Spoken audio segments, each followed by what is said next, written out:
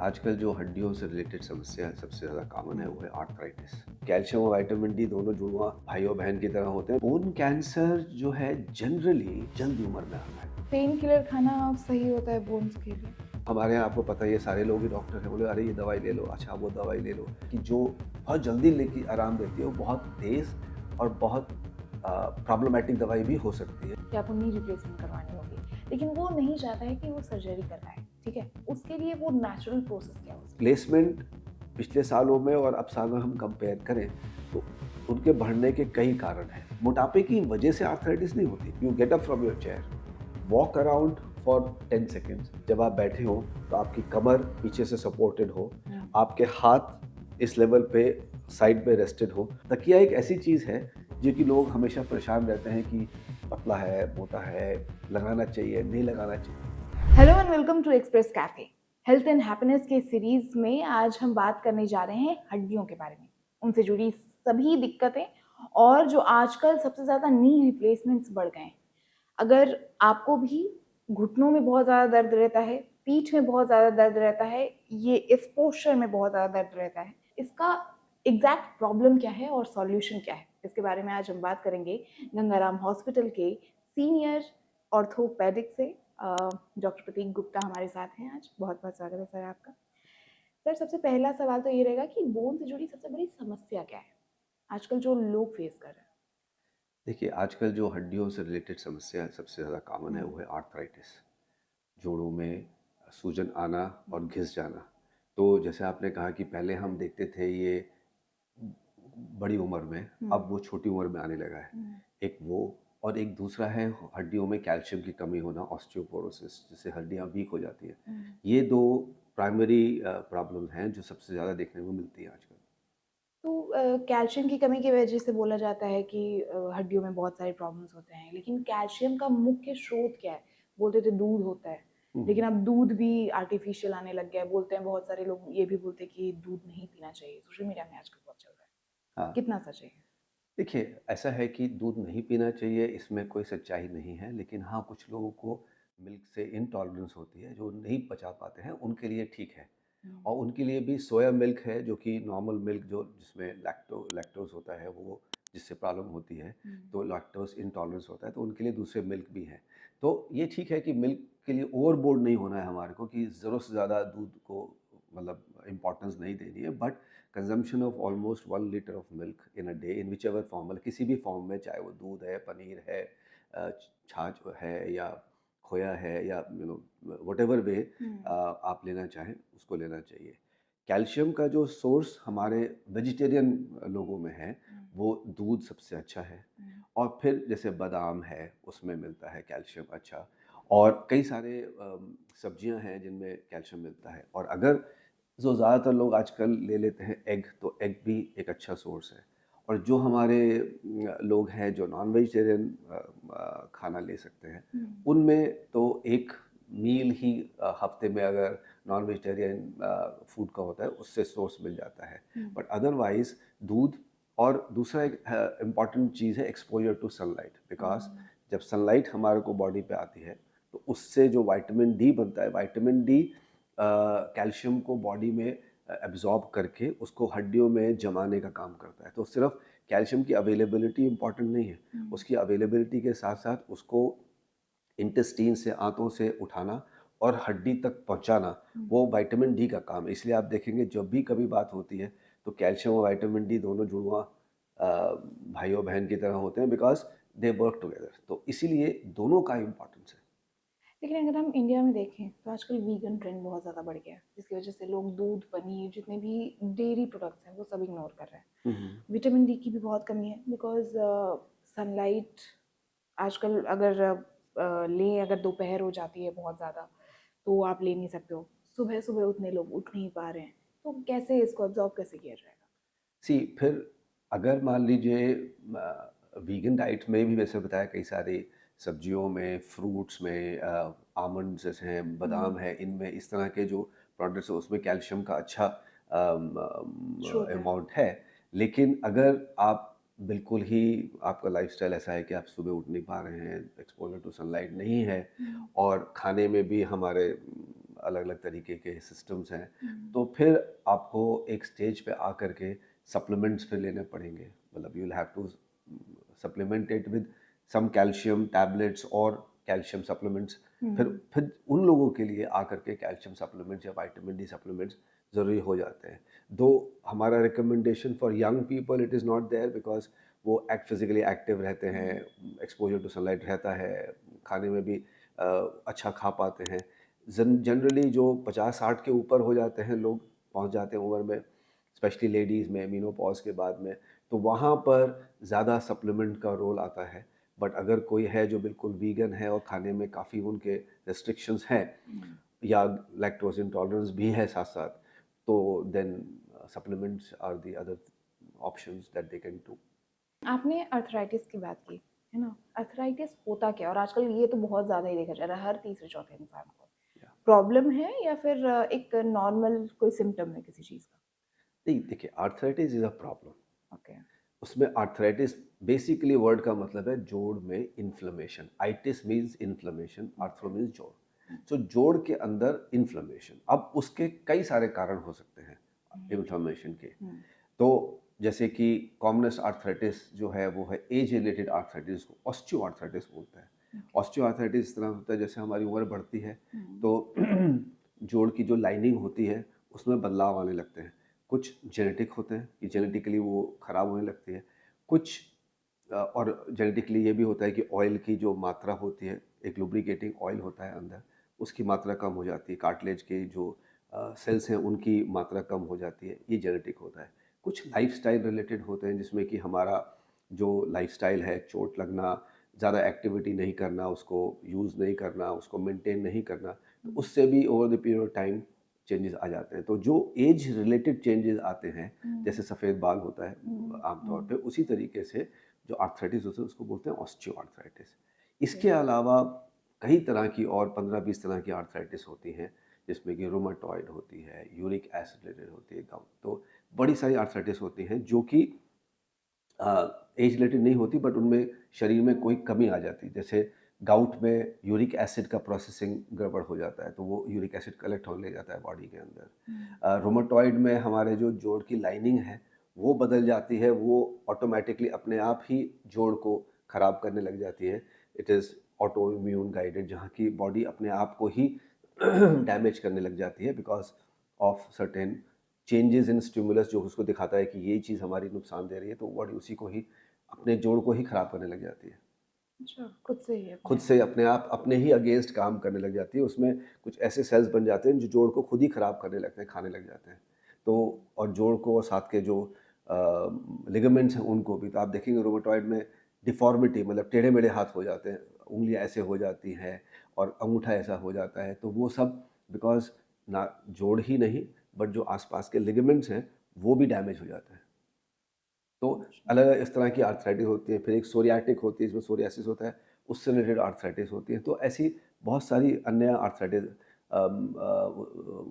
Rheumatic होती है, जिसमें कि इन्फेक्शन होने से हो जाती है। तो बड़ी अलग तरह की हैं, बट जो कॉमनेस्ट है वो ऑस्टियोआर्थराइटिस है, जो कि एज रिलेटेड है।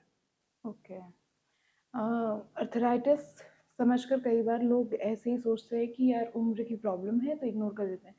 बोन कैंसर भी क्या उस दौरान ही आ सकता है? उसके क्या लक्षण होते हैं बोन कैंसर?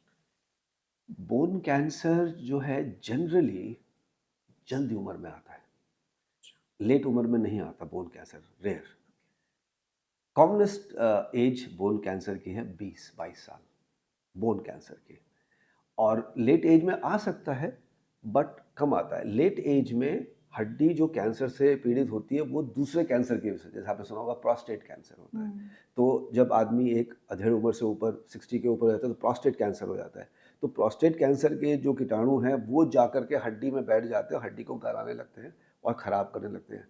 कई बार तो हड्डी के लक्षण की वजह से पता चलता है कि अच्छा ये प्रोस्टेट में हमारे प्रॉब्लम है, जो कि अब हड्डी को गला रही है, जिसकी वजह से मरीज़ हमारे पास आते हैं कि हमारे को हड्डी में प्रॉब्लम है, तो पता चलता है कि वो प्रोस्टेट से है। इसी तरह ब्रेस्ट कैंसर होता है लेडीज़ में। उसी तरह ब्रेस्ट कैंसर का भी जो उसको मेटास्टेसिस बोलते हैं। मेटास्टेसिस का मतलब है कि अपने मेन अंग से, जैसे ब्रेस्ट है या प्रोस्टेट है, उससे हट के कैंसर किसी और अंग को खराब करता है, जैसे हड्डी को करता है या आंतों को करता है या थायराइड का करता है या चेस्ट को करता है, उसको मेटास्टेसिस बोलते हैं। तो वो वहाँ जाकर के भी नुकसान पहुँचाता है। तो bone cancer generally younger age group में होता है। उसके लक्षण क्या होते हैं? लक्षण सबसे पहले तो दर्द आता है, लेकिन हर दर्द बोन कैंसर नहीं होता। उसके बाद में थोड़ी-थोड़ी देर में फिर सूजन आने लगती है उस एरिया में। दर्द और सूजन और फिर चलने-फिरने में दिक्कत। तो अगर कोई भी दर्द और सूजन है यंग आदमी में जो कि 10 दिन 15 दिन हो गए हैं और नहीं जा रही है, तो उसके लिए they should take consultation. But उसमें ऐसा नहीं है कि सारे कैंसर निकल ही सूजन या ये जाएगा। कैंसर ही हाँ। निकलेंगे। कैंसर बहुत ही रेयर है, मतलब आप ये समझिए 0.1% जो दर्द होते हैं, तो इसलिए बोन्स में। लोगों को ये नहीं सोचना चाहिए कि बोन में दर्द होता है कैंसर है। ये तो उसी तरह हुआ कि हेडेक है तो आप सोच रहे हैं ब्रेन कैंसर है। ब्रेन कैंसर हेडेक में कब होता है? बहुत 0.0001% उसी तरह से है। लेकिन कभी अगर सूजन है जो कि हल्के-हल्के बढ़ रही है और किसी भी चीज़ से कम नहीं हो रही है और फिर उसमें दर्द भी आ जाता है, तो फिर उस केस में हमें सोचना चाहिए। तो उसमें सिंपल एक्स-रे से पता चल जाता है कि हड्डी एक्सपैंड हो रही है। तो अगर एक्स-रे में दिखाई देता है कि हड्डी अपनी जगह से मोटी हो गई है और कहीं-कहीं जगह से घुल रही है, कहीं-कहीं से गायब हो रही है, तो वो एक विषय है जहाँ की या तो इन्फेक्शन या कैंसर, ये 2 चीज़ें हैं जो करती हैं।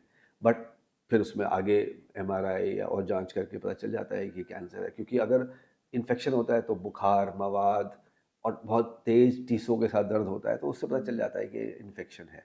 व्हाइल जो कैंसर का दर्द होता है वो हल्का-हल्का कंटीन्यूअस रहता है, बहुत तेज़ नहीं होता, बुखार के साथ बहुत कम होता है। तो इस तरह से डिफरेंशिएट कर सकते हैं। बट यंगर एज ग्रुप में बोन कैंसर ज़्यादा होता है, ओल्डर एज ग्रुप में मेटास्टेसिस किसी और कैंसर के कारण से हड्डी में इन्वॉल्वमेंट ज़्यादा होता दिक्कत है। होती है। पेन किलर खाना सही होता है बोन्स के लिए? देखिए, पेन किलर खाना बाय एंड लार्ज किसी भी चीज़ के लिए उसका परमानेंट सॉल्यूशन नहीं है, it is a temporary solution. हुँ।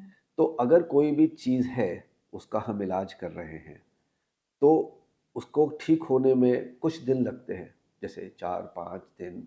तो उस ड्यूरेशन में या तो हम दर्द से पीड़ित रहें, जब तक वो ठीक होगा, या उसके लिए पेन किलर लेकर के टेम्परेरीली उसको कंट्रोल में कर लें और फिर जब तक जो मेन ट्रीटमेंट है उसको कंट्रोल करें। जैसे मान लें किसी को गाउट हो गया, हुँ। यूरिक एसिड बढ़ गया, तो हुँ। उसके लिए जो यूरोकोसोरिक दवाइयाँ होती हैं, जैसे फ्यूबोस्टैट है या एलोपेरिनॉल है, उनको काम करने में 2 या 3 दिन लगते हैं। तो या तो आपका जोड़ सूजा रहे, दर्द रहे, आप बिल्कुल हिल ना पाएँ और दर्द से परेशान होते रहें, उस 4-5 दिन तक जब तक कि वो कारगर होती है दवाई। हुँ। तो उस केस में हम क्या करते हैं कि दवाई के साथ-साथ, मेन दवाई के साथ-साथ पेन किलर और सूजन कम करने की दवाइयाँ भी दे देते हैं, जिससे कि वो अभी तो टेम्परेरी फौरी तौर पे हमारे मरीज़ को आराम दें हुँ। और फिर इन द मीनवाइल बैकग्राउंड में जो हमने मेन ट्रीटमेंट चालू कर दिया, वो अपना कार्य करना शुरू कर दे, असर असर करना करना शुरू शुरू करें। कर दे। तो जब तक उसका असर आएगा तब तक वो यूज़ करते हैं।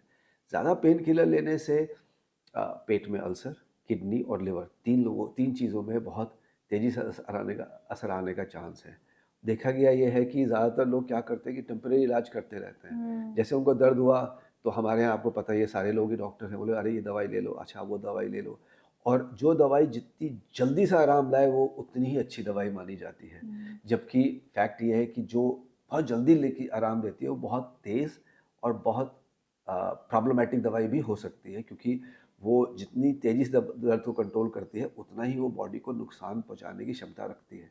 हुँ। बट हम ये सोचें कि जिस दवाई लिया उससे हमारा बिल्कुल ठीक हो गया और एक ही दिन में ठीक हो गया, तो वो दवाई ज़्यादातर स्ट्रॉन्ग दवाई मानी जाती है और स्ट्रॉन्ग दवाई बहुत ज़्यादा लेना हमेशा प्रॉब्लमैटिक हो सकता है। इसलिए कोशिश ये करें कि कम से कम पेन किलर्स लें और अपने आप ट्रीटमेंट या किसी केमिस्ट से पूछ के ट्रीटमेंट करने की कोशिश ना करें। एट द सेम टाइम मैं ये भी कहना चाहूँगा कि हाँ, 1 आध दिन तो आप कर सकते हैं, क्योंकि हर दर्द के लिए हम डॉक्टर के पास नहीं जा सकते।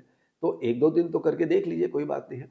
लेकिन अगर कोई भी दर्द 4-5 दिन से ज़्यादा चले जा रहा है, उसके लिए आपको बार-बार पेन किलर लेना पड़ रहा है, किसी भी कारण से हो, चाहे वो हड्डी से हो, पेट में हो, कहीं भी हो, तो उसमें फिर मेडिकल ओपिनियन ले लेना चाहिए, जिससे कि हुँ। हम मेन प्रॉब्लम को कंट्रोल कर सकें, ना कि हम सिर्फ़ ऊपर-ऊपर से उसका इलाज करें।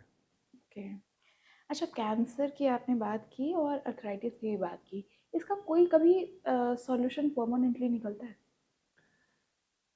देखिए, अब जैसे से टाइम बीतता जा रहा है, हम बेटर होते जा रहे हैं। बट अगर आप सोचें कि क्योर है इसका कोई, क्योर का मतलब है ख़त्म हो गया। हुँ, तो वो अम, अगर हम कैंसर की बात करें, तो अब सारे कैंसर एक से नहीं होते हैं। हुँ, कई सारे कैंसर होते हैं जो बहुत ही हल्की वैरायटी के होते हैं, अच्छी वैरायटी, अच्छी से मतलब है उतने खतरनाक या उतने प्रॉब्लमैटिक नहीं होते हैं। ठीक हो सकता है। उनमें इलाज करके ठीक हो जाता है आदमी, कि क्योर हो गया मीन्स उसको हम लोग क्योर नहीं बोलते, उसको बोलते हैं कंप्लीट रेमिशन, मतलब पूरी तरह से कंट्रोल उसका। ओके। अब वो कहीं पर भी बॉडी में अपना कोई वो खराब इफ़ेक्ट नहीं दिखा रहा है।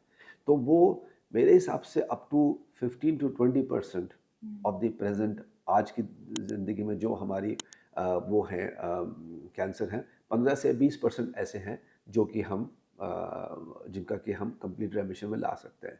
लेकिन अभी 80% अभी भी ऐसे हैं जो कि कंप्लीट रेमिशन में ओके। लाने में दिक्कत है। उसी तरह आर्थराइटिस में भी है कि हुँ, आर्थराइटिस का कंप्लीट क्योर नहीं है।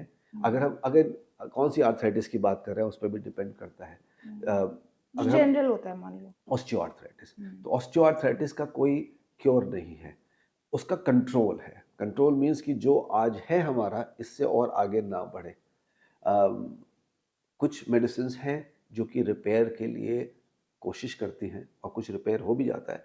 क्योर मुश्किल होता है। और कुछ इलाज हैं जो कि उसको लंबे समय तक हुँ, कंट्रोल में रख सकते हैं और उसको हम एड्रेस कर सकते हैं लंबे समय तक। क्योंकि हुँ, आर्थराइटिस के भी जैसे हम घुटने की बात करें तो कई सारे इलाज हैं। दवाई भी है, ऑयल का इंजेक्शन भी है, स्टेरॉइड का इंजेक्शन भी है, दूरबीन की सफाई भी है और रिप्लेसमेंट भी है, अगर हम इस ऑर्डर में जाएँ तो। तो रिप्लेसमेंट 15-20 साल तक उसको आपको दर्द नहीं होए उसके लिए काम करता है।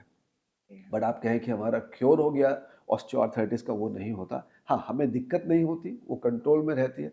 जैसे कि थायराइड, अगर थायराइड है आपको, हुँ, तो आपने एक गोली खानी है हुँ, और आप बिल्कुल नॉर्मल रहते हो। बट हम क्योर तो नहीं हो ना, क्योर हुआ जैसे मलेरिया, आपने 10 दिन गोली खाई, आपका मलेरिया नहीं है। वो बात दूसरी कि अगले साल का दोबारा मच्छर काट लेता है और दोबारा आ जाता है, तो फिर दोबारा हो सकता है, हुँ, बट वो क्योर हो गया। हुँ, तो ये बात समझना ज़रूरी है कि क्योर और कंट्रोल में क्या फ़र्क है। कंट्रोल ये है कि आप वो एक दवाई ले रहे हैं, उससे आपको कोई प्रॉब्लम नहीं है, आजीवन नहीं रहेगी, अगर आप वो खाते रहेंगे, रेगुलरली उसको मेंटेन करते रहेंगे। तो ऑस्टियोआर्थराइटिस भी उसी तरीके से है। ओके।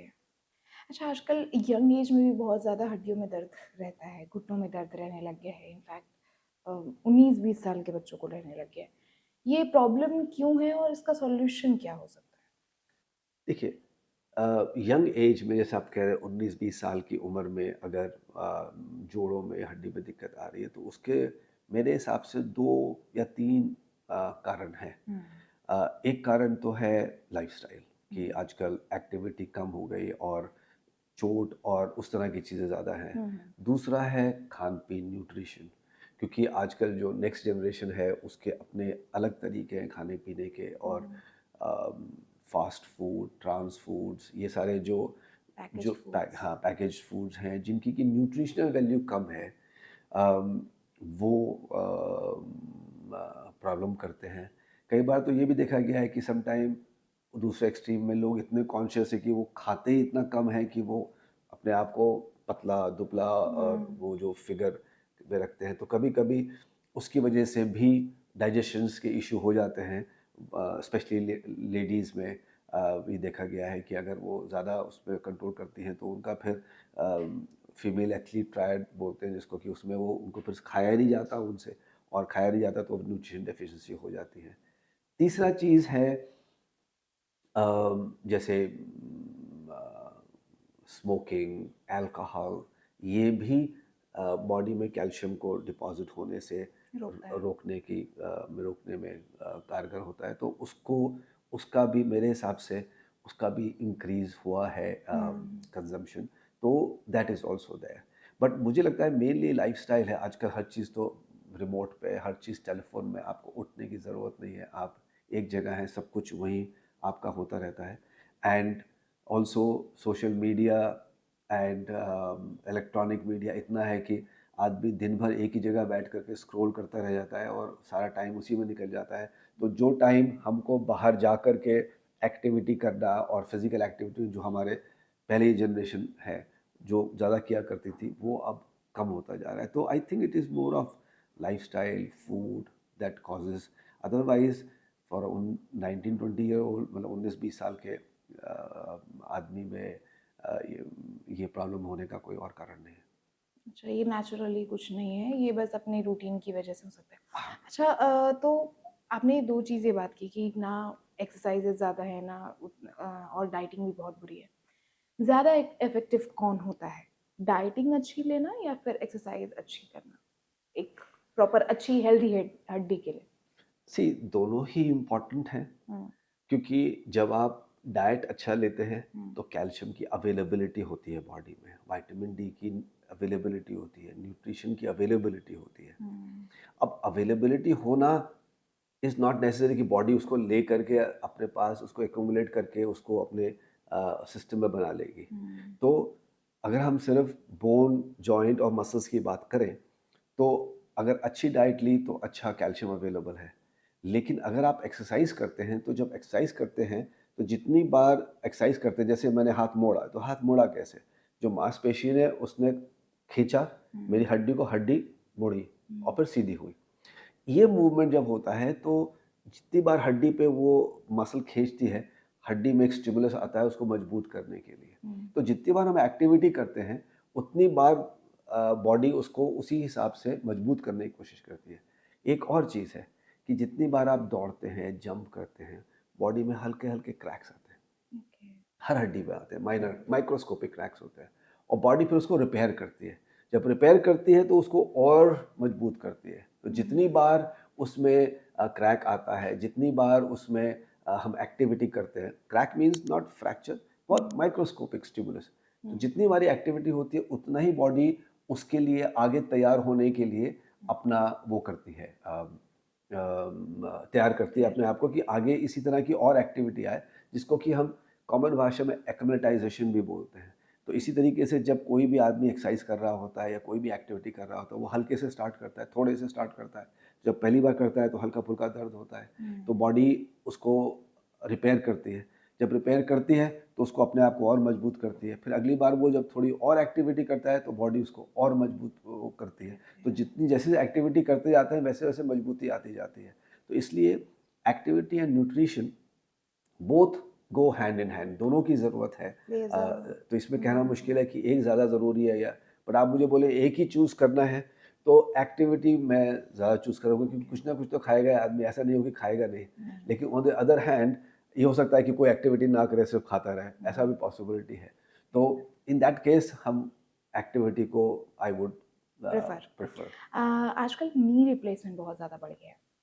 बहुत मतलब आज से अगर 10 साल पहले भी जाएँ ना तो लोग नी रिप्लेसमेंट की जगह कुछ एक्सरसाइज़ करना प्रेफ़र कर देते थे। लेकिन आजकल इतना इमरजेंसी के तौर पर उसको पेश भी कर दिया गया है कि आपको करना होगा, नहीं तो आपका अब घुटना उस तरीके से काम नहीं करेगा। एक तो एक लिक्विड भी होता है दोनों घुटनों के जोड़ के बीच में जिसको सैनोविल फ्लूइड। हाँ, ये भी खत्म होते जा रहा है। क्या प्रॉब्लम आ रहे हैं? सो सैनोविल फ्लूइड जैसे मैंने पहले भी बताया था, हुँ, एक ऑयल होता है जो हमारे सबके घुटने में, आपके में, मेरे, सब लोगों में होता है। जैसे-जैसे एज बढ़ती है, उसका प्रोडक्शन, उसका बनने की मात्रा जोड़ में कम हो जाती है। हुँ, तो आप जैसे समझिए जैसे हमारा एक दरवाज़ा, हुँ, ये दरवाज़ा लगा हुआ है 50 साल से। इसका जो जोड़ है हिंज, उसमें ऑयल था। हुँ, टाइम के साथ-साथ वो ऑयल कम हो गया, तो हुँ, फिर वो चू-चू की आवाज़ करने लगता है। तो मैं आपको बहुत ही सिंपल एक लेमैन एग्ज़ाम्पल दे रहा हूँ जिससे हुँ, कि हमारे श्रोताओं को भी समझने में आसानी होगी कि हुँ, क्या है। तो जब चू-चू की आवाज़ होती है हुँ, हमारे उसमें दरवाज़े दरवाज़े में, में। तो हम क्या करते हैं? उसमें 2 बूंद तेल डाल देते हैं। सरसों का या कोई भी तेल डाल सकते हैं, घर में हुँ, अवेलेबल है। तो वो फिर चू-चू दवाई बंद हो जाती है। हुँ, फिर साल डेढ़ साल में जब वो कम हो जाता है, तब करता है आप डाल सकते हैं। तो ऐसे उसी दरवाज़े को, उसी कब्ज़े को आप 15, 20, 25 साल आराम से चला सकते हैं अगर उसकी आप ऑयलिंग ठीक रखें, हुँ, राइट? उसी तरीके से जोड़ में भी होता है। अगर जोड़ का ऑयल मेंटेन रहे, हुँ, तो जोड़ काफ़ी लंबे समय तक आपको साथ दे सकता है। और दरवाज़े का ही एग्ज़ाम्पल लें, अगर हम पहले दिन ही सोचते कि अच्छा थोड़ा चूँ-चूँ की आवाज़ तो कर रहा है, तो चलने दो, चल तो रहा है, दरवाज़ा खुल रहा है। थोड़ा-सा ज़ोर से खोलना पड़ता है, कोई बात नहीं खोल लेंगे, चलता रहे। तो वो चलता रहता है, तो उसमें ये होता है कि चलते-चलते वो चू-चू करते-करते हल्के-हल्के घिस जाता है। जब वो घिस जाता है तो उसमें चू-चू करते-करते तो कट जाता है तो वो प्ले आ जाता है, फिर वो थोड़ा हिलने लगता है। जब हिलने लगता है उस समय आप ऑयल भी डालें तो हिलना बंद नहीं होगी, जोड़ तो अब कट गया है। उस केस में आपको बाज़ार से एक नया हिंज लेके लगाना पड़ता है और वो हिंज दोबारा दरवाजे को पकड़ लेता है तो कट-कट की आवाज़ और हिलना बंद हो जाता है उसका। उसी तरह से हमारा अपना बॉडी है। इसी तरह अर्ली स्टेज में जब आर्थराइटिस का पता चले या जिन लोगों में ऑलरेडी आर्थराइटिस है उनको ज़्यादा सजग रहना चाहिए, फैमिली में आर्थराइटिस है, तो अर्ली स्टेज में ऑयल का रिप्लेनिशमेंट कर दें तो उसको लंबे समय तक आर्थराइटिस को रोका जा सकता है। अब जब ऑयल कम हो जाता है, जोड़ घिस जाता है, तो इनिशियली लोग उसको इग्नोर कर देते हैं, अच्छा हल्का दर्द है, सिम्पटम्स तो आ जाते हैं पहले से, लेकिन आदमी सोचता है कि नहीं ये तो कोई बात नहीं है, हमें तो नहीं होगा, हम ऐसे चलाते रहेंगे, हम नेचुरली करेंगे, ठीक है करिए। तो पहले उसका ध्यान रखना ज़रूरी है। अब क्या होता है कि जब ज़्यादा आर्थराइटिस आ जाती है, तो उसमें दर्द बढ़ जाता है और जब दर्द बढ़ जाता है तो हड्डी, वो इसलिए होता है कि हड्डी आपस में ना टकराने लगती है। हड्डी के ऊपर एक लेयर होती है, इसको कार्टिलेज बोलते हैं, इट इज़ अ कवरिंग।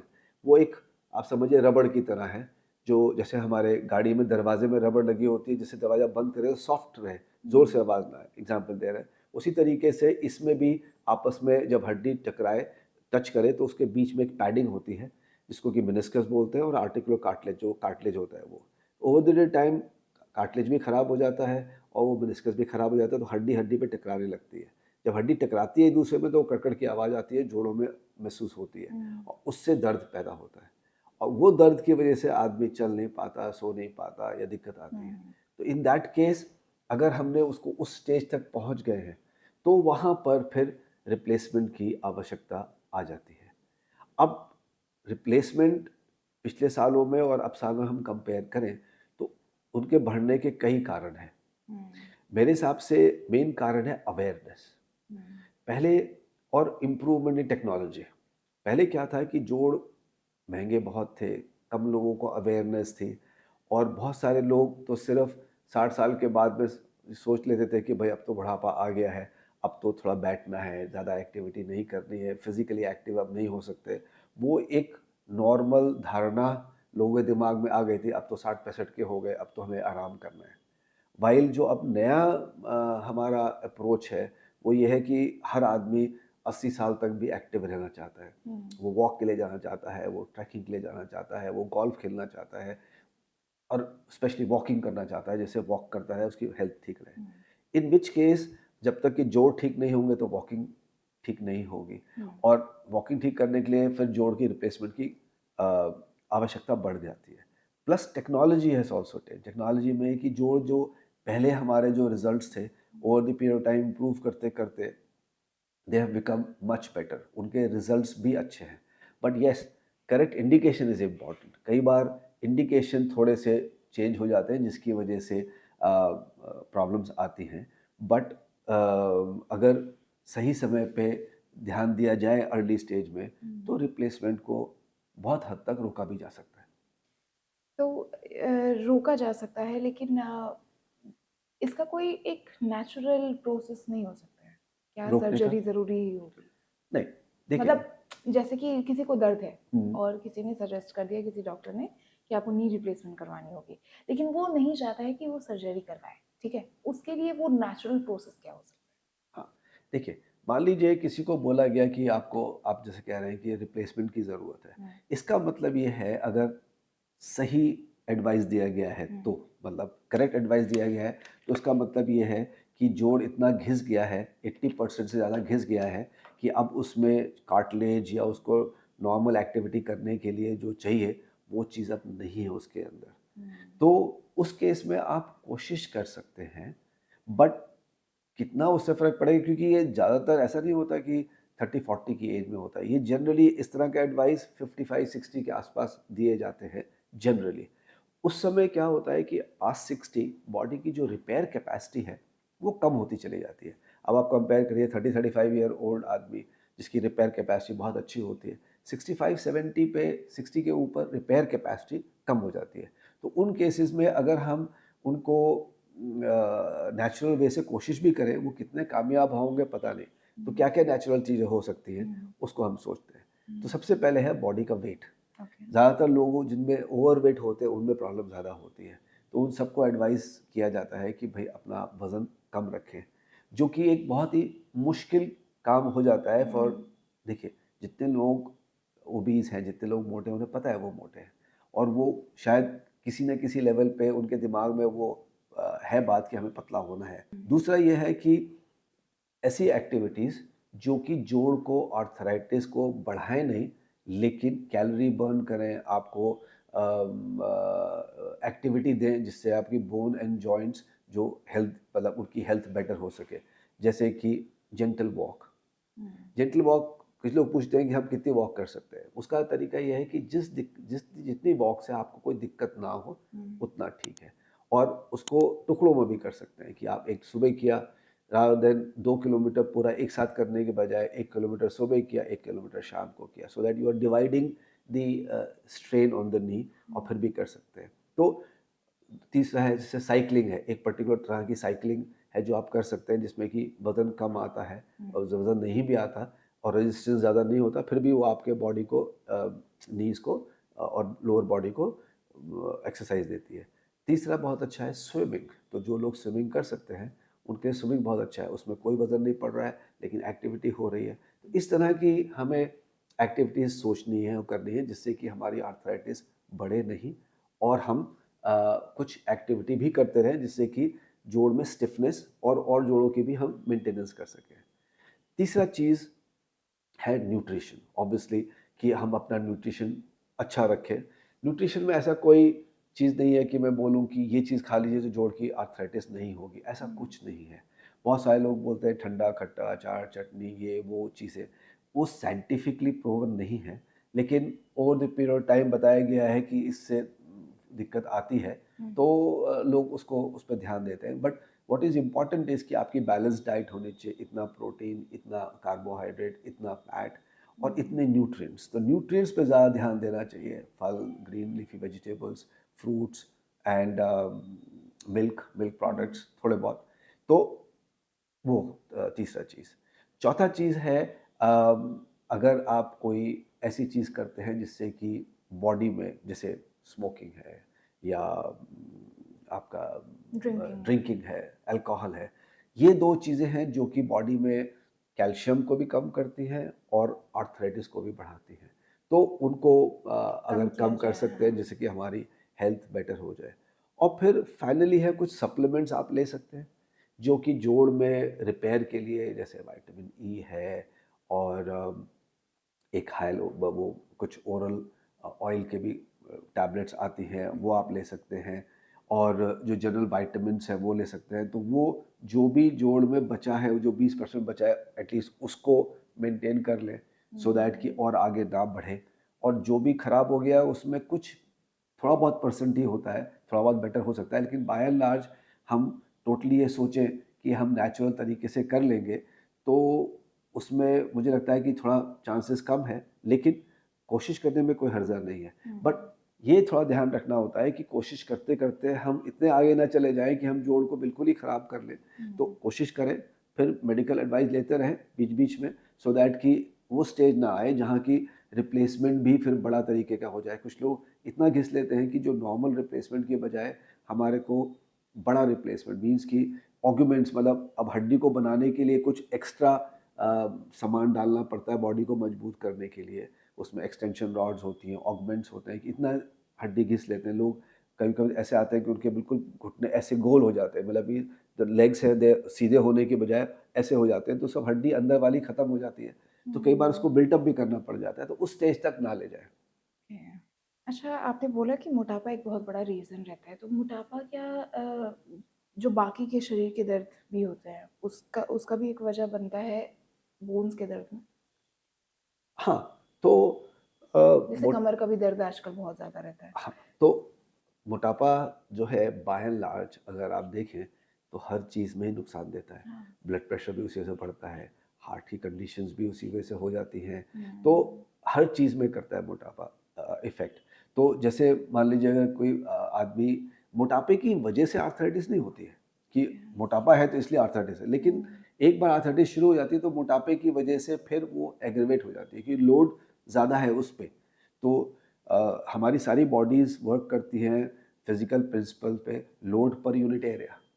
तो अगर मान लीजिए किसी का 60 केजी वज़न है तो उसका मान लीजिए 6 किलो लोड है पर यूनिट एरिया, तो जिसका 80 है उसका 8 किलो है। सो लोड पर यूनिट एरिया आपका बढ़ जाता है तो उसके घिसने की टेंडेंसी बढ़ जाती है। ये तो जॉइंट्स में हुआ। और जैसे और जोड़ों में भी मान लीजिए अगर वेट ज़्यादा है तो पीठ में भी दिक्कत आती है, क्योंकि जैसे ही टमी आता है तो आप देखेंगे सामने की तरफ ज़्यादा आता है। तो जब सामने की तरफ आता है उसको बैलेंस करने के लिए बॉडी को ऐसे पीछे होना पड़ता है, क्योंकि अगर मान लीजिए मेरा स्टमक नहीं है तो मैं सीधे होऊंगा, जैसे स्टमक आ जाता है सामने तो उसको बैलेंस करने थोड़ा बॉडी पीछे चली जाती है। अब देखिए क्या हुआ, पीछे वाला जो एड़ी का हिस्सा है उस पर लोड ज़्यादा आ गया आगे वाले के बजाय, और हमारा पॉस्चर भी खराब हो गया। तो posture is also a very important element. बहुत इम्पॉर्टेंट है आपका पॉस्चर जोड़ और बॉडी में दर्द के लिए। अगर आपका पॉस्चर ख़राब होता है उससे भी अलग अलग जगहों पे अलग अलग तरह की दिक्कतें शुरू हो जाती हैं, हड्डी में भी और मसल्स में भी। जैसे आपने पोस्चर की बात की ना, तो आजकल कॉर्पोरेट सेक्टर में इस चीज़ की बहुत शिकायत है कि वो 10-10 घंटे, 8-8 घंटे, 12-12 घंटे ऐसे बैठे रहते हैं बस, हम्म। और वो काम कर रहे होते हैं लैपटॉप में या फिर जो भी काम कर रहे होते हैं। अब वो एक ऐसी ही चेयर रहती है और वो बैठे रहते हैं, उसकी वजह से उनके बहुत ज़्यादा पीठ में और कमर में बहुत ज़्यादा दर्द रहता है। एक तो ये हो गया, प्लस अब वो जैसे सोते भी हैं, तो सोने का भी एक तरीका होता है, जैसे पेट के बल सो जाते हैं, कुछ लोग सिर्फ करवट लेकर सोते हैं। उसमें भी कई बार गले में दर्द हो जाता है, कुछ दिक्कतें हो जाती हैं, वो कैसे सही किया जा सकता राइट। तो जो ये कॉर्पोरेट की प्रॉब्लम है इसको बोलते हैं अर्गोनॉमिक्स, मीन्स कि आपका बैठने का तरीका, आपका पॉस्चर, ड्यूरेशन, इन सब में प्रॉब्लम है। और ये काफ़ी बड़ी प्रॉब्लम है जो कि हमारे पास ऑलमोस्ट रेगुलर बेसिस पे ये प्रॉब्लम्स लेके लोग आते रहते हैं। है? Commonest is back pain with them, क्योंकि जैसे आपने कहा कि लंबे समय तक बैठे रहते हैं, तो बहुत सारे लोग ये ध्यान नहीं देते, क्योंकि हर आदमी सोचता अच्छा एक चेयर चाहिए, एक चेयर आ गई और लोग उस पर बैठना शुरू हो गया। बट वो चेयर कितना हमारे लिए यूज़फुल है और हमारे लिए बेटर, हमारे लिए बनाई गई है, वो कोई ध्यान नहीं देता। तो जो अ, अच्छी पॉस्चर है, अच्छा पॉस्चर है, उसमें जब आप बैठे हो तो आपकी कमर पीछे से सपोर्टेड हो, आपके हाथ इस लेवल पे साइड पे रेस्टेड हो। और ज़्यादातर लोग कंप्यूटर पे काम करते हैं, तो जो आपका हाथ है वो इस तरह से हो जिससे कि जब हाथ नीचे रखा तो वो आपके कीबोर्ड पे ऑटोमेटिकली पहुंच रहा है, उसको पहुंचाने की ज़रूरत नहीं पड़ रही। अच्छा, मतलब हाथ ऊपर करके बहुत लोग जो करते हैं वो नहीं वो करना नहीं है, करना बस चाहिए। जिस पोजीशन पे मेरा हाथ है हम्म। सिमिलर में कीबोर्ड रखा जा सकता हाँ, है। ओके। उससे 2 फ़ायदे होते हैं। जब आप ऐसे करते हैं, आप देखिए क्या हो रहा है, आपके हाथ भी काम कर रहे हैं, कलाई भी काम कर रही है, एल्बो भी काम कर रही है, कंधा भी काम कर रहा है, क्योंकि इसको यहाँ रखने के लिए काम कंधा कर रहा है, इसको यहाँ रखने के लिए एल्बो काम कर रही है। तो जैसे ही मैंने एल्बो को यहाँ रखा, कंधे का काम ज़रूरत नहीं है, और जैसे ही हाथ को यहाँ रखा, एल्बो को भी काम करने की ज़रूरत नहीं है, और जैसे ही मैंने उँगलियाँ नीचे करी तो रिस्ट को भी काम करने की ज़रूरत नहीं, अब सिर्फ उँगलियाँ काम करेंगी। तो अननेसेसरी जो स्ट्रेन है on the shoulder, elbow and wrist can be avoided अगर हमारा सही जगह पे हमारा हाथ रखा हो, और वो ये पॉस्चर है। इसी तरीके से गर्दन का भी है। गर्दन ऐसा होना चाहिए कि यूँ नीचे या ऊपर नहीं होना चाहिए। तो जो आपका मॉनिटर है वो इस तरह से होना चाहिए कि जो मॉनिटर का 3 भाग कर ले, तो जो ऊपर वाला और मिडल वाला भाग है वो जो उसका जोड़ है वो आपकी आँख के लेवल पे हो, ना कि नीचे हो जैसे कि लैपटॉप में होता है। उससे फिर दिक्कतें चालू हो जाती हैं। This is the correct posture that is should be applied. The chair, जो आपकी कुर्सी है, वो सॉफ्ट और कंफर्टेबल होनी चाहिए। बहुत हार्ड या बहुत ज़्यादा गद्देदार, दोनों में ही प्रॉब्लम है। अगर बहुत ज़्यादा गद्देदार हो उसमें भी दिक्कत है, हार्ड हो बहुत उसमें भी दिक्कत है। तो it should be soft and आपके बॉडी के पॉस्चर से जब आप बैठे तो आप कंफर्टेबली सपोर्टेड है आपकी आपकी पीठ, जिससे आप लंबे समय तक काम कर सकें। मैं सब एग्री करती हूँ, बट आप कॉर्पोरेट में काम कर रहे होते हैं, वहाँ मालिक आपको चेयर देता है, मालिक आपको काम करने के लिए, तो उस तरीके से इंडिया में खासकर ये चीज़ देखी जाती है कि आपको काम करना है बस, आपको चेयर दे दिया गया है, आपको सिस्टम दे दिया गया है। अब इतना मेंटेनेंस कॉर्पोरेट वाले कैसे करेंगे? राइट। तो आजकल कॉर्पोरेट अवेयरनेस भी बढ़ती जा रही है, हम्म, और हमारा काम है, जैसे मान लीजिए मैं अपने आप को समझूं, मैं एक एम्प्लॉय हूँ कहीं कॉर्पोरेट में, तो जो भी प्रॉब्लम है वो मैनेजमेंट को बताई जाए, क्योंकि अल्टीमेटली जिस तरह मेरी हेल्थ होगी वैसा ही मेरी प्रोडक्टिविटी होगी, और प्रोडक्टिविटी कम होगी तो अल्टीमेटली कॉर्पोरेट को ही नुकसान होने वाला है। तो अवेयरनेस बढ़ रही है कॉर्पोरेट में, पीपल आर कमिंग कि किस तरह के चेयर क्या होना चाहिए, तो that you can convey to them. Secondly, अगर नहीं भी है, आपको एक गिवन है कि यही चेयर है, तो देन आप उसको सूटेबल मॉडिफिकेशन कर सकते हैं, छोटा गद्दी लगा करके अपने आप कंफर्टेबल कर सकते हैं। सेकेंडली, एक और इम्पॉर्टेंट चीज़ है जो देखी गई है, फटीग। फटीग मतलब कि इतने इतने घंटे तक काम करते जा रहे हैं कि मसल्स और बॉडी जो है वो इतना ज़्यादा काम कर रही है कि वो फटीग हो गई, वो वीक हो जाती है। तो उसके लिए what my advice to people is कि आपको 12 घंटे काम करना है आप करिए, आपको 14 घंटे काम करना है करिए, कोई दिक्कत नहीं है।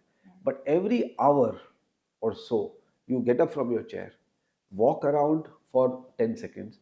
और उसके लिए मैं कहता हूँ कि आप थोड़ा चलें, चहलकदमी करें, पानी का जो डिस्पेंसर है वहाँ तक चले जाएँ, 1 गिलास पानी या 1 कप पानी ले लीजिए, थोड़ा गर्दन को, हाथ को एक्टिविटी करिए, थोड़ा सा चहलकदमी करिए, और फिर आकर के बैठ जाइए। अगले 1 डेढ़ घंटे के लिए आप फिर काम कर सकते हैं। ऐसे अगर दिन भर में आप 8-10 ब्रेक ले सकते हैं। अच्छा। हाँ, तो अगर 14 घंटे काम कर रहे हैं, अगर नॉर्मल जो 8 आवर्स है, तो उसमें अगर 4 या 5 बार ऐसा ब्रेक ले लेते हैं, तो एटलीस्ट बॉडी में वो फटीग होने के चांसेस कम हो जाते हैं। तो ये आप अपनी तरफ से कर सकते हैं। और बाकी बड़े सारे और मॉडिफिकेशंस हैं, जैसे कि मान लो आपको लैपटॉप भी मिल गया, आपको लैपटॉप पे ही काम करना है, फिर भी आप उसके पोस्चर बेटर कर सकते हैं। आप लैपटॉप के नीचे कुछ किताबें या कुछ रख करके लैपटॉप की स्क्रीन को ऊपर कर लीजिए, तो स्क्रीन अब आपकी ऊपर आ गई।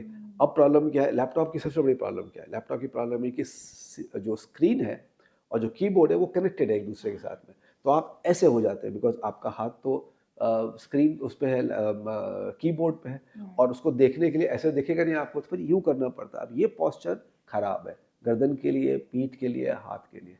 तो इसको ठीक करने के लिए तरीका ये है कि आपने अपने लैपटॉप को ऊपर कर दिया, तो लैपटॉप यहाँ आ गया, अब आपके आई लेवल पे आ गया, तो अब आपको स्क्रीन ठीक दिख रही है। अब प्रॉब्लम क्या हुई कि आपके हाथ वहाँ तक कैसे पहुँचेंगे उसके लिए, तो उसके लिए कॉर्पोरेट करे तो ठीक है, नहीं तो आप कर खुद भी सकते हैं। कीबोर्ड खरीद हाँ, सकते हैं। एक जो उसी में ही यूएसबी बेस्ड कीबोर्ड होता है, वो आप उसको यूएसबी पोर्ट में लगा सकते हैं और फिर कीबोर्ड को नीचे रख सकते हैं। तो फिर भी आप इस तरह से काम कर सकते हैं जिससे कि आपको आसानी हो सके। तो अपने लिए तो खुद ही ध्यान रखना ज़रूरी है। सो फिर भी चीज़ें की जा सकती हैं अकॉर्डिंगली। अगर हमारे पास लिमिटेड रिसोर्स हैं तो उनको भी मॉडिफाई करके आप अपने को पोस्चर को और अपने को हेल्दी रख सकते हैं।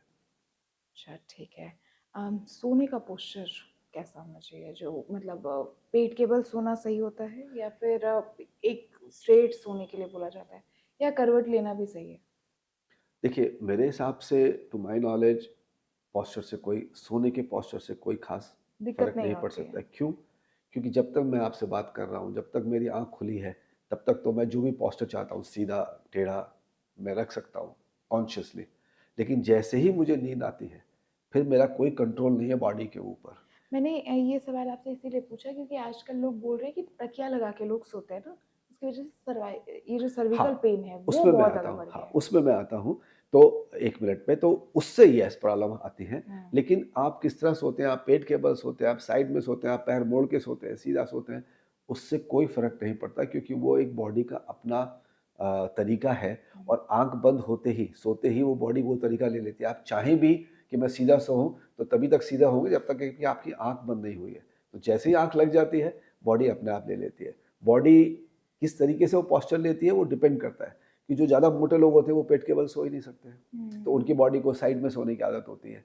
क्योंकि सीधे सोते हैं तो वो डायफ्राम ऊपर हो जाता है, तो बॉडी अपने हिसाब से लेती है। और कुछ लोग ही अपनी अपनी पोस्चर्स होते हैं सोने के, तो दैट इज़ नेचुरल एंड उसको चेंज करने की ज़रूरत नहीं है। लेकिन हाँ, कुछ चीज़ें हैं जिससे प्रॉब्लम है, जैसे आपने तकिए के बारे में बताया। अब तकिया एक ऐसी चीज़ है जो कि लोग हमेशा परेशान रहते हैं कि पतला है, मोटा है, लगाना चाहिए, नहीं लगाना चाहिए, क्या सॉफ्ट करना है, चाहिए, हार्ड है। हार्ड है, मेमोरी है उसके अंदर, नहीं है। सो बहुत सारे वेरिएबल्स हैं। तो अ, उसमें ये है कि तकिया पे सबसे एक-एक रह लेते हैं, तकिया लगाना चाहिए, नहीं लगाना चाहिए। सो तकिया बाय एंड लार्ज लगाना चाहिए, ओके। राइट? क्योंकि दैट सपोर्ट्स योर बॉडी। तो नहीं लगाते तो ऐसा नहीं है कि वो आपको नुकसान हो रहा है, बट लगाना बेटर है। अब स्पेशली अगर आप देखिए कि हम साइड में सोते हैं, तो साइड पे सोते हैं तो कंधा और गर्दन में 3 से 4 इंची का डिफरेंस है। तो अगर तकिया नहीं होगा तो हमारी गर्दन ऐसे रहेगी, क्योंकि हम ऐसे सो रहे हैं साइड में, तो उससे स्ट्रेन आता है। तो तकिया बाय एंड लार्ज, क्योंकि बहुत कम लोग हैं जो या तो फेस पे सोते हैं या बिल्कुल सीधे सोते हैं। सीधे सोने में भी अगर हल्का सा गर्दन उठी भी हो तो इट इज़ बेटर देन बिल्कुल गर्दन ऐसे हो, जो कि अगर हम बिना तकिए के सोएंगे तो। प्रॉब्लम कहाँ आती है? प्रॉब्लम आती है साइज़ में।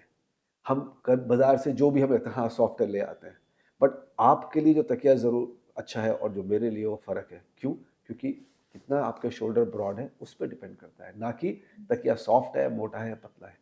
तो जो सही तरीका है जाँच करने का तकिए का, वो ये है कि आप साइड में लेट जाइए, तकिया लगा लीजिए और किसी को बोलिए कि वो उसी लेवल पे आपकी गर्दन को देखे, उसी लेवल पे बैठ करके। अगर तो तकिया लगाने के बाद गर्दन आपकी ऐसी है, इसका मतलब है तकिए का साइज़ छोटा है। और अगर ऐसी है, मान लो मैंने इधर लगाया है और ऐसी है, इसका मतलब तकिया बड़ा है, क्योंकि वो हमारे को फिर ऐसे रखेगा गर्दन को। तो जो आइडियल तकिया है हमारे हिसाब से, वो गर्दन सीधा हो और या बहुत हल्का सा उधर की तरफ टिल्ट हो, जिधर की तरफ तकिया रखा है, तो हल्का सा टिल्ट हो, दैट इज़ आइडियल। जो कि ज़्यादातर लोग उसके बारे में ध्यान नहीं देते। किसी के आप देखेंगे शोल्डर ब्रॉड होते हैं, वो भी वही तकिया यूज़ कर रहा है। किसी लेडी है या कोई उनका कम है, वो भी वही यूज़ कर रहे हैं। तो वो फिर मिसमैच हो जाता है, उससे लोग ज़्यादा परेशान होते हैं। जहाँ तक बात है मेमोरी की, उसका मेरे हिसाब से कोई बहुत ज़्यादा रोल नहीं है। वो एक तरीका है अट्रैक्ट करने का कि भाई हमारा चीज़ बेटर है।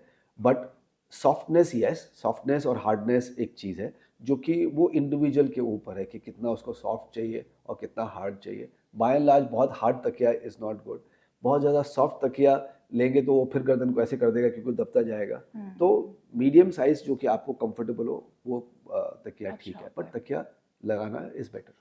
सर्वाइकल पेन जो होता है हमारे कंधों में अक्सर ऊंचा हो जाता है, हमारे पीठ पे जो एक क्या बोलते हैं इसे, गर्दन के नीचे बहुत ज़्यादा ऊंचा हो जाता है और बहुत दर्द भी करता है वो। अक्सर कॉरपोरेट सेक्टर्स में ज़्यादातर देखा जाता है। क्या रीज़न होता है और सॉल्यूशन क्या है इसका?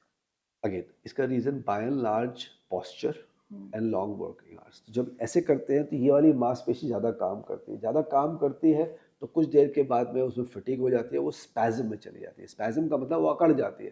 तो जैसे मैं अकड़ गया तो ऐसे हो गया। अब मेरा पोस्चर है, मेरे को पीठ में दिक्कत हो गया। उसी तरह जब अकड़ जाती है तो वो ऐसे ऊपर हो जाती है। अगर आप उसको टच करेंगे तो वो नॉर्मल जैसे सॉफ्ट महसूस होती है, ऐसी महसूस नहीं होगी। ऐसा महसूस होगी जैसे हार्ड कोई चीज़ है और दबाने में उसमें दर्द भी होगा। उसको बोलते हैं ट्रेप स्पैज़म। ट्रेप क्या होता है? ट्रेपीजियस नाम की मसल होती है जो यहाँ से यहाँ जाती है, जिसका काम गर्दन को सही पोजीशन में रखना है। लेकिन अगर वो ऐसे रखते रहती है लंबे समय तक तो उसमें फिर दिक्कत आ जाती है। उसको ट्रेप स्पैज़म बोलते हैं। कॉर्पोरेट में इसलिए कॉमन है क्योंकि लैपटॉप पे काम करना, एब्नॉर्मल पोस्चर, गलत पोस्चर पे लॉन्ग टाइम काम करने से उसमें फटीग हो जाती है, जिसके बारे में हमने पहले भी बात करी थी।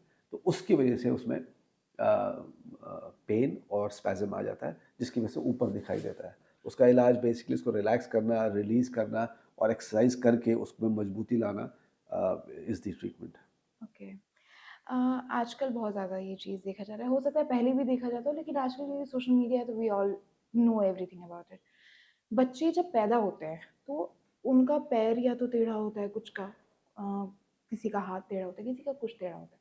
प्रेगनेंसी में कुछ दिक्कत होती है, कोई चूक हो जाती है या फिर कोई और ही प्रॉब्लम होता है, वो बच्चा वैसे ही पैदा लिया जा सकता है या फिर एक एक मतलब पता चल सकता है ड्यूरिंग प्रेगनेंसी भी कि हाँ बच्चे का पैर टेढ़ा है या हाथ टेढ़ा है। क्या ये हाँ, कुछ? राइट। सो जो डिफ़ॉर्मिटीज़ बोलते हैं उसको, टेढ़ापन या ये, तो ये जो चीज़ें होती हैं ये 2 कारण से हो सकती हैं। ए कारण जो पहला है वो होता है, जो कॉमनेस होता है, वो होता है first born child. Okay. The first born child में क्या होता है कि जो एक लड़की है, जब वो माँ बनती है, तो उसकी बॉडी सब बिल्कुल टाइट होती है, वैसी होती है जैसे कि हमारी वो होती है एक नॉर्मल लड़की होती है। जब बच्चा आता है तो जो यूट्रस है उसको एक्सपैंड होना होता है। अब जब वो एक्सपैंड होता है तो कई बार वो बहुत टाइट होती है, उसको बोलते हैं टाइट पैकेजिंग। ओके। तो इतना टाइट होता है कि वो जो पैर है, वो हाथ है, वो उस पोज़ीशन में रहता है। वैसे भी आप देखेंगे बच्चे का हाथ ऐसा होता है, लेकिन ज़्यादा टाइट हो तो उसी पोजीशन में रह जाता है, जिसकी वजह से वो एक डिफॉर्मिटी के साथ पैदा होता है, ये जिस ठीक किया जा सकता है? हाँ, जिसका कि इलाज नहीं, नहीं, ड्यूरिंग प्रेगनेंसी ही कैसे ठीक किया जा सकता ड्यूरिंग प्रेगनेंसी आप उसको रिकग्नाइज कर सकते हैं, है? उसमें कुछ एक्सरसाइजेस कर सकते हैं जिससे कि वो जो स्पेस अवेलेबल है बेटर हो जाए, बट उसके लिए आप बहुत ज़्यादा नहीं कुछ कर सकते उस समय। लेकिन पैदा होने के बाद में उसमें हल्के-हल्के उसमें कुछ मैनूवर्स होते हैं, करते हैं, कई बार हल्का प्लास्टर भी यूज़ करते हैं करेक्ट करने के लिए, हुँ, और 6-8 महीने में वो हो जाता है ठीक। अच्छा। दूसरा कारण होता है कि जब बच्चा बन रहा होता है, उसकी ग्रोथ हो रही होती है, उसमें कोई चूक हो जाए। अब उसके बहुत सारे कारण हैं। आपने कोई ऐसी दवाई ले ली उस समय जिससे कि एब्नॉर्मैलिटी हो गई, कोई एक्सपोज़र हो गया, कोई चोट लग गई, या कभी-कभी कुदरती तौर पे कोई एक उसको बोलते हैं न्यूरोलॉजिकल कॉज़, कोई मांसपेशी छोटी रह गई या डेवलपमेंटल में दिक्कत आ गई। दिक्कत आ गई जो वो बन रहा था उस समय, उसकी वजह से भी हो जाता है। वो चीज़ें भी आप पहले पता कर सकते हैं। तो आजकल स्कैन्स होते हैं, एज़ अर्ली एज़ 8 वीक्स का जो स्कैन होता है, उसमें आप उनको उसके बारे में पता लगाने की कोशिश कर सकते हैं, जो कि आजकल लोग करते हैं। कुछ पैरामीटर्स होते हैं कि ये चीज़ इतनी मोटी है, इतनी पतली है, उसको देख कर के बता सकते हैं कि कोई एब्नॉर्मैलिटी तो नहीं है। और जैसे-जैसे साइंस प्रोग्रेस कर रहा है, कुछ चीज़ें आजकल लोग जा रहे हैं कि कुछ इंटरवेंशन ऐसी हैं जो कि आप बच्चा पेट में है उसमें भी कर सकते हैं, उसको रोकने के लिए या करेक्ट करने के लिए। डिटेक्ट करने के लिए तो आजकल 90% of the problems can be detected during the pregnancy. उसको आप पहले पता लगा सकते हैं कि ये दिक्कत आ रही है, तो उसके लिए कुछ कर सकते हैं तो ठीक है, और बाद में उसके लिए डिलीवरी के बाद में करने की ज़रूरत है, तब तो तो उसकी प्लानिंग भी की जा सकती है। ओके। आजकल मेंस्ट्रुएशनल पीरियड में बहुत ज़्यादा दर्द होता है लड़कियों को खासकर, मतलब पूरा स्पाइनल कॉर्ड दर्द होता है, पूरा थाइस दर्द हो रहा होता है, स्पेशली बोन बहुत ज़्यादा उसमें दर्द होता है। ऐसे में कई बार होता है कि गर्म पानी का जो पट्टी होता है वो ले लेते हैं फॉर रिलैक्सेशन। एक तो पहली बात ये पेन क्यों होता है, और दूसरी बात क्या वो गर्म पट्टी का जो होता है, गर्म पानी की पट्टी, वो सही होती है? जो पेन होता है, जैसे पता है जब मेंस्ट्रुअल साइकिल होती है, तो उस समय जो यूट्रस होती है, हमारी बच्चेदानी होती है, उसमें कुछ एक तरह के चेंजेस आते हैं, क्योंकि भगवान ने सिस्टम ऐसा बनाया है कि बॉडी एक्सपेक्ट करती है कि इस बार ज़रूरत पड़ेगी बच्चे को पैदा करने के लिए, तो उसकी वो तैयारी करते हैं। लेकिन एक स्टेज के बाद में बॉडी ये रियलाइज़ करती है कि नहीं, इस समय ज़रूरत नहीं है, तो जो चेंजेस होते हैं उनको वो चेंज करके फ्लो डाउन कर देती फ्लो है। डाउन कर देती है, जिससे कि नेक्स्ट टाइम के लिए फिर चेंजेस रेडी करके फिर अगर चांस हो तो अच्छा एनवायरनमेंट रहे। तो जब उसको फ्लो डाउन करना होता है, उसको उसको बाहर बॉडी से निकालना होता है। अब कोई चीज़ अगर बॉडी के अंदर है, जैसे कि अगर मान लीजिए आप वॉशरूम जाते हैं, तो जो स्टूल पास होता है तो बॉडी उसको कॉन्ट्रैक्ट करती है इंटेस्टाइन्स को बाहर निकालने के लिए। कभी-कभी कुछ लोगों को डिस्कम्फर्ट भी लगता है। उसी तरीके से यहाँ पर भी जब उसको बाहर निकालना होता है, यूट्रस को ज़ोर से कॉन्ट्रैक्ट करना होता है, जिससे कि जो उसके अंदर है वो बाहर निकल जाए। जैसे आप गुब्बारे को ज़ोर से दबाइए तो पानी सारा बाहर आ जाएगा।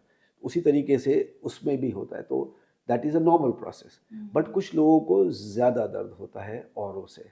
उसके कई सारे कारण हैं, कई बार पीसीओडी होता है, कई बार हार्मोनल इश्यूज़ होते हैं, कई सारे इश्यूज़ होते हैं। लेकिन जो दर्द आप देखेंगे, लेडीज़ कंप्लेंट करती हैं कि पेट में तो होता ही है, कमर थाई में में भी होता है। होता है, कमर में भी होता है। कॉमनेस थाई में अंदर की तरफ और कमर में। इसको बोलते हैं रेफर्ड पेन। एक्चुअली हड्डी में कोई प्रॉब्लम नहीं होती, वो अच्छा। रेफर्ड पेन होता है। रेफर्ड पेन का मतलब ये होता है कि प्रॉब्लम कहीं और है, लेकिन महसूस कहीं और हो रही है। वो इसलिए होती है क्योंकि हमें पेन कैसे महसूस होता है? एक नर्व है जो कि हमारे उस ऑर्गन से ब्रेन को सिग्नल ले जाती है, जो कि जहाँ दर्द हो रहा होता है, वहाँ से एक नस है जो कि एक सिग्नल देती है शरीर को कि यहाँ पर कुछ चुभ रहा है, यहाँ दर्द हो रहा है। फिर वहाँ से एक और नस आती है जो कि जवाब लेके आती है कि हाथ हटाओ। तो जैसे हाथ हटाने का सिग्नल आता है, तो वो मांसपेशियाँ जिनको हाथ हटाना है वो वर्क करती हैं और वो उसको हटा लेती हैं। तो दिस इज़ अ सिस्टम। उसी तरीके से जब पेन होता है तो हमें पेन महसूस होता है कि जो हमारी बच्चेदानी से नर्व्स जा रही हैं ऊपर, वो सिग्नल लेके जाती है। अब बॉडी में हर एक ऑर्गन के लिए एक नर्व नहीं है, कई बार एक नर्व 2 या 3 जगह से भी सिग्नल ले जाती है। तो वहाँ पर कई बार उसको रेफर्ड पेन बोलते हैं, जबकि जो नर्व बैक में भी जा रही है और जो नर्व यूट्रस में भी जा रही है, उसका कुछ पार्ट थाई में भी आता है। तो जब हमारा यूट्रस में दर्द होता है तो हमें महसूस वो थाई में भी होता है और हमें वो महसूस बैक में भी होता है, जबकि थाई और बैक में मसल्स में या उसमें एज सच कोई प्रॉब्लम नहीं होती।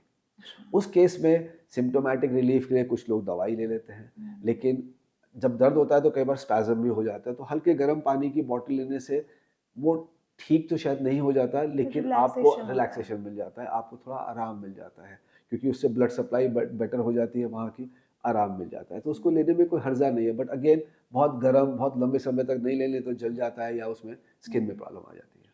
अच्छा, चाइनीज़ हीटिंग पैड भी आजकल बहुत ज़्यादा इसी क्रम में यूज़ हो रहा है। ये सही होता है? मतलब ये हड्डियों को कोई नुकसान पहुँचाता है? क्योंकि 150 रुपए में आता है ये। हाँ, तो एज़ सच तो नुकसान नहीं देता है वो, अच्छा। लेकिन उसमें चांसेस हैं कि आपने उसको लगा दिया इलेक्ट्रिक में, ज़्यादा गर्म, ठंडा गर्म, ज़्यादा ज़्यादा गर्म होना, ज़्यादा लंबे समय तक सडन कोई स्पार्क होना, वो वाली जो प्रॉब्लम्स हैं, जो टेक्निकल प्रॉब्लम्स हैं, उसकी वजह से क्योंकि अगर आपने गर्म पानी की बॉटल लगाया, उसमें क्या होगा? कुछ भी नहीं हो सकता। गर्म पानी की बॉटल है, उससे ठंडा ही होना है। बट इलेक्ट्रिक पैड में ज़रूरत से ज़्यादा गर्म होना, शॉर्ट सर्किट होना, तो वो वो सब जो दिक्कतें कर सकते वो प्रॉब्लम्स हैं, लेकिन वो आसान बहुत है, लगाया तुरंत 2 मिनट 1 मिनट में हो गया, तो इसलिए ज़्यादा यूज़ में आता है। बट जहाँ तक अभी तक स्टडीज़ हैं, उसमें ऐसा तो कुछ नहीं पाया गया है कि उससे ज़्यादा प्रॉब्लम होती है। बट जो हमें हमारा सोचना है कि जो पानी की बॉटल है, वो overall gives you a better outcome, but heating pad में भी कोई नुकसान नहीं है। तो जिनके पास समय नहीं है, वो हीटिंग पैड से भी कर रहे हैं, तो ऐसा कोई प्रॉब्लम प्रॉब्लम नहीं नहीं है, है। एज़ लॉन्ग एज़ कि वो प्रॉपर सेफ पैड यूज़ करें, बहुत हल्की क्वालिटी का ना करें, जहाँ की ये जो शॉर्ट सर्किट या टेम्परेचर कंट्रोल ना हो, वो वाली प्रॉब्लम्स ना हो। मेनोपॉज़ के बाद खासकर महिलाओं में देखा जाता है, उनको पेन बहुत ज़्यादा बढ़ जाता है। वो ऐज की वजह से होता है या फिर मेनोपॉज़ की वजह से? मेनोपॉज़ में जो मेन इम्पोर्टेंट चीज़ होती है कि हाँ। जो आपकी ओवरीज़ हैं, वो काम करना कम कर देती है। हुँ, तो एक हार्मोन होता है, इसको बोलते हैं ईस्ट्रोजन। हुँ, ईस्ट्रोजन कम हो जाता है। हुँ। ईस्ट्रोजन जो है that is calcium helping friend. तो वो कैल्शियम को और विटामिन डी को बॉडी को मेंटेन करने में करता कामयाब है। होता है। तो वो कम हो जाने से हड्डियों में कैल्शियम कम हो जाता है ओके। और उसकी वजह से ऑस्टियोपोरोसिस, इसीलिए मेनोपॉज़ के आसपास, जब मेनोपॉज़ होता है उसके बाद में लेडीज़ में तेज़ी से बोन की जो कैल्शियम की मात्रा है कम होने लग जाती है और ऑस्टियोपोरोसिस के तेज़ी से बढ़ने के चांसेस हो जाते हैं। तो हुँ, वो इसलिए होता है कि एस्ट्रोजन कम हो जाता है। तो जो दर्द, अब फिर जब हड्डी सॉफ्ट हो जाती है तो हुँ। उसमें हल्के क्रैक्स आने के चांसेस बढ़ जाते हैं। तो और मसल फटीग भी हो जाती है। तो उसकी वजह से दर्द आते हैं। तो उसका जो एज का फैक्टर तो है ही, बट मुझे लगता है कि जो एस्ट्रोजन कम होने से भी उसमें काफ़ी उसमें रीज़न है। एस्ट्रोजन कम होना भी बहुत बड़ा दर्द रीज़न होने में, होता हाँ, है। उसका बड़ा ओके, रीज़न है। ठीक है। अक्सर वैसे प्राइवेट हॉस्पिटल्स में ये चीज़ देखी गई है कि जैसे क्योंकि आजकल नी रिप्लेसमेंट्स बहुत ज़्यादा बढ़ गई, तो इसके रिगार्डिंग मैंने सोशल मीडिया पे डाला था कि मैं एक ऑर्थो डॉक्टर से इंटरव्यू करने जा रही हूँ, उसमें एक क्वेश्चन था कि जब भी प्राइवेट हॉस्पिटल्स में जाते हैं, तो अगर मान लीजिए नहीं भी होगा नी रिप्लेसमेंट की दरकार, लेकिन वो जैसे देखते हैं ना कि इंश्योरेंस वाला बंदा हुँ, है, हुँ, तो वो उनको सर्जरी के लिए कंसल्ट कर देते हैं। हुँ। इस बात पे कितनी सच्चाई है? देखिए, ऐसा है, मेरे लिए इस बारे में कमेंट करना थोड़ा मुश्किल है। हुँ, आप, मैं, हम किस मॉरल को फ़ॉलो करते हैं, वो हुँ। हमारी अपनी एक स्व इच्छा है, संस्कार है या हुँ, टीचिंग है। हुँ, तो बाय एंड लार्ज मैं नहीं सोचता कि सारे में ऐसा है। हुँ, ये भी मानता हूँ कि कहीं जगह हो ऐसा सकता हुआ है। भी होगा, लेकिन कभी-कभी एक मछली सारे तालाब को भी गंदा कर सकती है। हुँ, अब इसके बारे में कमेंट करना मुश्किल है, बट बाय एंड लार्ज हमारे यहाँ कोई, ये एक सिस्टम होता है। हर सिस्टम एक अलग तरीके से चलता है। हुँ, हम यूएसए की तरह नहीं चलते, हम इंडिया की तरह चलते हैं। तो हमारे जो पेशेंट्स हैं, वो भी काफ़ी इंटेलिजेंट हैं। हुँ, उन्हें भी पता है कि ऐसा हो सकता है। तो आप हुँ। देखिए, कोई भी आदमी सर्जरी कराने से पहले कम से कम 3 जगह ज़रूर कंसल्टेशन लेता है। वो इसीलिए कि अगर एक ने इस कर दिया। इसके कारण से, कुछ उस कारण से या किसी भी हुँ, कारण से एडवाइस ठीक नहीं दिया, तो दूसरा और तीसरा शायद उसको नहीं करेगा। तो आई थिंक सिस्टम में वो उसके लिए चेक बिल्ट अप है। हमारे हुँ, यहाँ इंडिया की मैं बात कर रहा हूँ कि हर आदमी सर्जरी से पहले 2-3-4 जगह पूछ लेता है कि भाई ये ऐसे ही करना है, यही ठीक है। तो आई थिंक वो सिस्टम में है कहीं न कहीं बिल्ट अप। बट मेरा मानना ये है कि सारे लोग नहीं है, बहुत थोड़े लोग होंगे ऐसे, अगर हैं तो बट नहीं करना चाहिए। वो हाँ, इंडिविजुअल का अपना मॉरल और अपनी रिस्पॉन्सिबिलिटी संस्कार होती है। है। जी। मेरा आखिरी क्वेश्चन रहेगा ये हड्डी एक प्रॉपर एक हड्डी है। यहाँ अगर बीच से कभी अगर कुछ किसी का टूट जाता है, जैसे स्पोर्ट्स में तो आपको कुछ नहीं पता और आप स्पोर्ट्स के भी एक अच्छे आपका रेपुटेशन है स्पोर्ट्स ऑर्थो के तौर पर, यहाँ पर का टूटा हड्डी क्या जुड़ सकता है? हाँ, तो देखिए हड्डी कहीं से भी टूटे हाँ, वो जुड़ेगी और जुड़ सकती है। ओके। अब आप देखिए, जैसे पशु पक्षी हैं, उनके लिए तो कोई सर्जरी नहीं होती, है ना? तो उनकी भी हड्डी जुड़ती है। हाँ, वो बात दूसरी है, किस पोज़ीशन पे जुड़ी वो अलग चीज़ है। ओके। आप देखेंगे जो बाकी लोग हैं, जो अदर ह्यूमन के अलावा जो हमारे पास, उनकी हड्डी जुड़ जाती है, कोई टेढ़ी जुड़ती है, कोई कैसी जुड़ती है। तो हड्डी ज़्यादातर जुड़ती है, नेचुरल, वो भगवान ने बॉडी को रिपेयर मैकेनिज़्म दिया हुआ है। बट किस पोज़ीशन पे जुड़ती है वो देखना ज़रूरी है, और उस पोज़ीशन से डिटरमिन होता है कि उसका फंक्शन, उसकी बाद में यूटिलिटी कैसे रहती है। तो जैसे आपने बात करी, एग्जाम्पल लेते हैं इस हड्डी की, फोर आर्म की, इसमें 2 हड्डियाँ होती हैं और उनका बड़ा अच्छा तालमेल होता है, वो एक दूसरे के आसपास चलती हैं। तो अगर कोई एक हड्डी टेढ़ी हो जाए तो उसका चलना बंद हो जाएगा, क्योंकि वो एक्सेस जिस पे चलती है वो गड़बड़ हो जाएगा। गड़बड़ होते आपका ये वाला मूवमेंट खत्म हो जाएगा, क्योंकि ये मूवमेंट एक बहुत ही फाइन मूवमेंट है जो एक हड्डी के ऊपर दूसरी हड्डी रैप करती है, घूमती है। तो इसलिए उनको सही पोजीशन पे जोड़ना इम्पॉर्टेंट है। तो डिपेंडिंग कहाँ से टूटी है, तो जैसे आपने बताया वो प्लास्टर से जोड़ी जा सकती है, और अगर ऐसी जगह से टूटी है जहाँ की प्लास्टर से वो पोजीशन जो हमें चाहिए उसके फंक्शन के लिए, तो वो नहीं मिल पा रही है, तो फिर सर्जरी की ज़रूरत पड़ती है। सर्जरी से कोई हड्डी जल्दी नहीं जुड़ती, अच्छा। कोई भी काम जल्दी नहीं होता, अच्छा, तो ये जैसे आप बोल रहे हो कि सर्जरी से जुड़ती नहीं है ना? जल्दी नहीं जुड़ती, जुड़ती है। अच्छा। हम ये सोचें कि अगर ये हम बिना ऑपरेशन के कर दें हाँ। और वही ऑपरेशन से करें और हड्डी की पोजीशन सेम अच्छी है, तो कौन सी जल्दी जुड़ेगी? मेरे हिसाब से इसमें ऑपरेशन नहीं हुआ, क्योंकि ऑपरेशन करके हम कुछ सफाई करते हैं तो उसमें जो हड्डी जोड़ने वाले पदार्थ होते हैं वो भी निकल जाते हैं। तो ऑपरेशन इसलिए नहीं किया जाता कि हड्डी को जल्दी जोड़ा जाए, इसलिए किया जाता है कि हड्डी सही पोजीशन पे जुड़े, जिससे उसका फंक्शन बाद में अच्छा रहे। अच्छा। कुछ ऐसी पोजीशंस होती हैं जहाँ की हड्डी नहीं जुड़ेगी। कई बार जैसे मान लीजिए हड्डी ऐसी के बजाय ऐसे है, तो अब ऐसे में मुश्किल है जुड़ना, क्योंकि इसका ये है, इसका अलग अलग है, तो उसको अपनी जगह ला करके रोकना, उसके लिए ऑपरेशन किया जाता है। But by and large operation किया जाता है जिससे हड्डी सही पोजीशन पे जुड़े।